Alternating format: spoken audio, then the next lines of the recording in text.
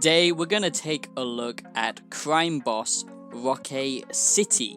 Wow, what a name, what a game. Oh, what a time to be alive when we have such high quality games like Crime Boss Rockay City. So let's get into this review. So welcome back to the returning sinners and welcome to any newcomers, okay? I'm glad to have you here. I hope that you do subscribe. It just takes 2 seconds. Just a simple tap of the button.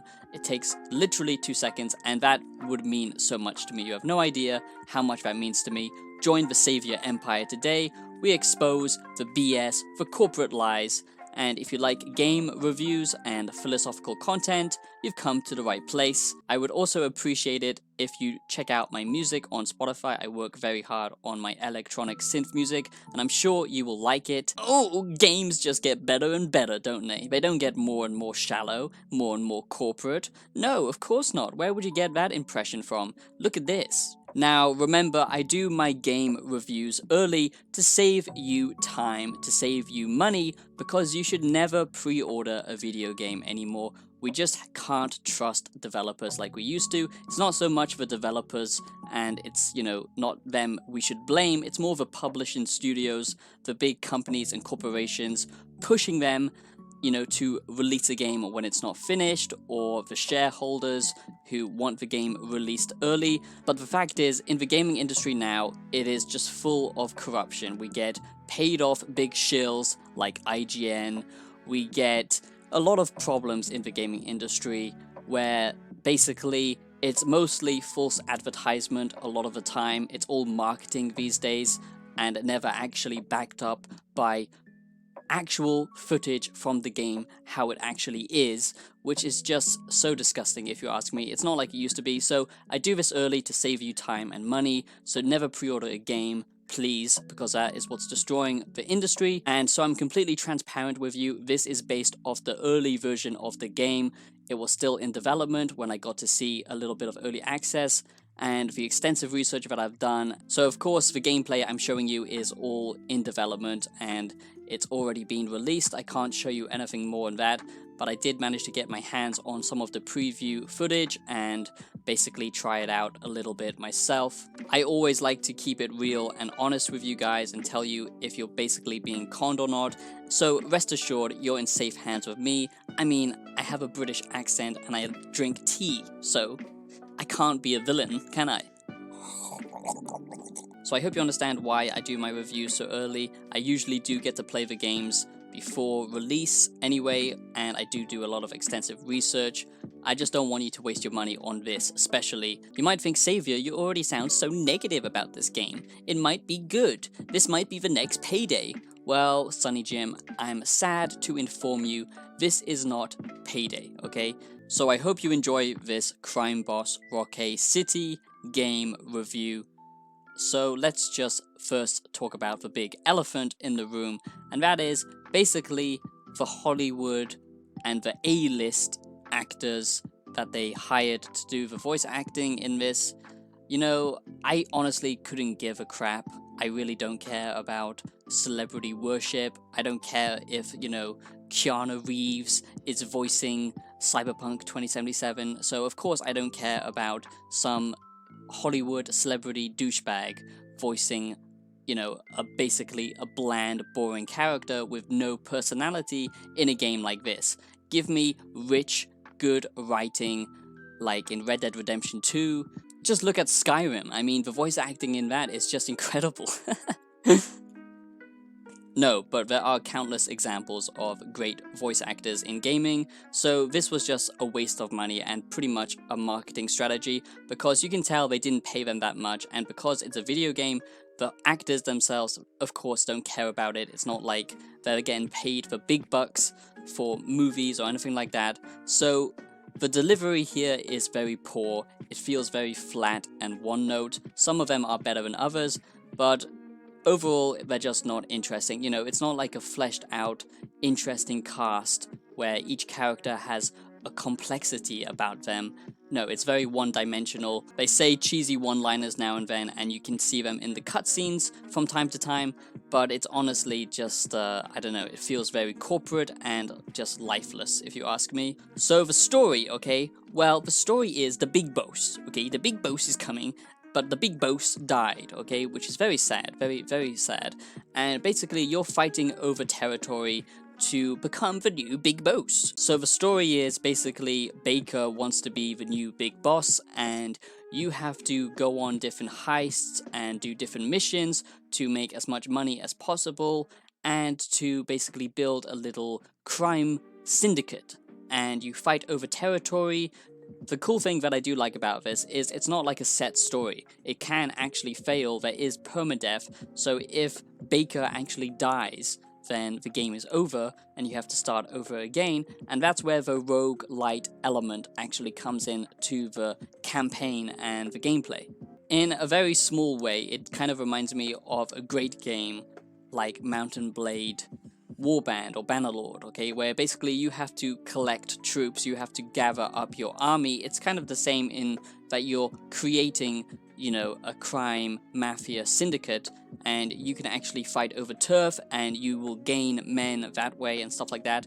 And I do think the roguelite elements here are pretty cool. So basically, if you go in stealthily and you don't cause as much damage as you could, then you will actually be rewarded for that. But if you go in like a maniac and just kill everyone, then of course it's more likely bad things will happen. And it's a pretty cool system, I gotta admit, where you are basically being pursued by this police chief, and you're more likely to get busted and you're more likely to fail the more aggressive you are in some ways, which is pretty interesting as a mechanic. It is pretty satisfying how you can build up your crime syndicate, and you can choose in what order to, you know, take jobs and stuff like that, which is quite a nice feature.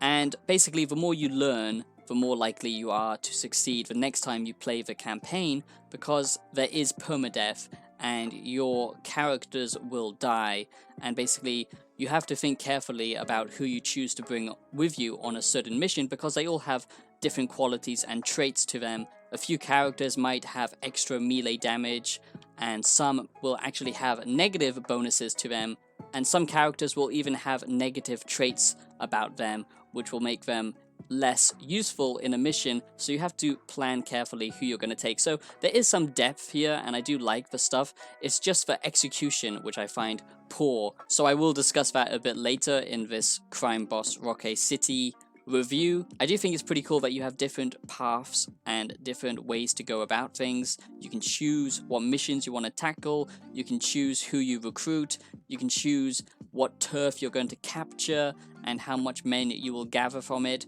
Basically, there is a, you know, like a danger and reward system here at play. So basically, the higher the risk, the higher the gain, just like in Payday. But here it's a little bit more in depth, where it's actually integrated with the characters and with your gang members, instead of just, you know, the difficulty of the enemies or the, you know, complexity of the heist. So there is quite a few elements at play here, which I do think is pretty cool. Even though it's not very tactical gameplay, it's kind of arcadey, which is just at odds with the kind of permadeath and the more tactical game design that they're going for. If they wanted to make it more hardcore, they should have made the actual gameplay more realistic, if you ask me, because it does feel very arcadey when you are shooting. A big negative is the cast of characters and the voice acting, which is quite ironic considering that's probably where a lot of the money went in this game, because they wanted that marketing hype, but no one actually cares, which is quite funny. And basically they use too much money for the voice actors and for the Hollywood actors, instead of actually focusing on making the gameplay itself good, because some of the gameplay mechanics here are interesting. I do like permadeath, I do like tactical gameplay, but the execution is the problem with this game. It's nowhere near as polished as Payday is nowadays. And honestly, Payday is just a lot more funner if you want a heist-based game. So now let's get into the co-op aspect, because this will be a lot funner with friends, let's be honest. So you have different modes like Crime Time, and basically the cash that you get on co-op missions can actually be transferred over into the campaign, so it will help you complete this campaign which does have a lot of replay ability to it. And of course the co-op will always be a lot more fun. So the big negative is the gameplay. Like I said, it does just feel clunky. The animations are so janky, and especially in multiplayer, they just kind of hover about. There have been a few bugs that I have seen as well, and some stuff I've actually encountered myself. But the level design here, even though it gives you a lot of choice when it comes to choosing the missions, the level design themselves are just badly made. They're very tiny most of the time. They don't have many different pathways you can actually go down and explore, so you're kind of, focused into either going in stealthily or just going in full crazy combat. And most of the time, it's only going to be crazy combat. It's more of a wave shooter than it is a heist game. It's trying to market itself as a kind of first-person GTA, just pure heist after heist, like Payday, but it's more of a wave shooter, kind of gang management mobile game, kind of mixed and merged into one, and sometimes it works, but a lot of the time it doesn't. The level design holds it back. The bad A-list actors who just don't give a shit, you can tell. Also, the AI is like the most brain-dead thing I've ever seen. They don't have any tactics to them whatsoever. They literally just rush at you in a straight line when they are alerted, so that's terrible. The only good thing I can say in the combat is the wanted level system. That does remind me of GTA, and I do like that. Also, there's a lot of pay-to-win bullshit in this type of game. You can also just tell this type of game is going to be full of pay-to-win garbage and cosmetics and just microtransactions galore. I could be wrong, but I'm pretty goddamn certain that that is exactly what this type of game is all about. And a big thing that you need to get right in a game like this, when it's focused around story, it is the story, it is the writing, it is the characters, but none of that feels good. It all feels very one-dimensional. It doesn't have a lot of, just heart to it whatsoever, and a lot of the time it doesn't take itself seriously, which would be fine if the humor was funny, but it just comes off as corny a lot of the time. When it's that type of game, you need to make the combat fun, but the combat isn't fun. It's just endless waves, and you could argue that Payday is like that as well, but at least the gunplay in it is a lot better. This feels very janky. The gunplay feels very floaty, and it doesn't have a lot of weight and impact to it, and the AI is just garbage. For example, when you're trying to do a getaway, your vehicle might just suddenly explode, and then it might happen again and again, or you will get blocked off by or your pathway will get blocked off, and it all just feels so formulaic. The best way to describe it, I would say, is artificial. Okay, this game feels very artificial. The world that you're inhabiting feels artificial. The characters feel artificial. The NPCs feel very much like NPCs. And that would all be fine because the gameplay systems in place here are interesting and actually unique to some degree. The management of your gang, the turf wars, planning out your heists with your characters who have strengths and weaknesses, the management system, the kind of management sim element of this. It's just the gameplay, which is serviceable, but it's just not polished and it's just not as fun as it should be. So that is my Crime Boss Rockay City review. I hope you enjoyed this Crime Boss Rockay City game review. I did try and be as honest as possible and just tell you about all of the systems and the gameplay. I honestly don't think it's worth it. When it gets polished, when it gets more ironed out, then I think it might be worth it on a sale or something like that. But if this is your type of game, then maybe get it. But also, it's very fishy when a developer doesn't release that much gameplay. If you did enjoy this review of Crime Boss Rockay City, maybe consider dropping a donation, because I do try and warn you guys early so you don't waste your money on garbage like this. And it's a shame because I never want to hate a game, but with this one, I would just be cautious. I hope to see you in the next video. Have yourselves a great day, and I'll see you next time. Peace out.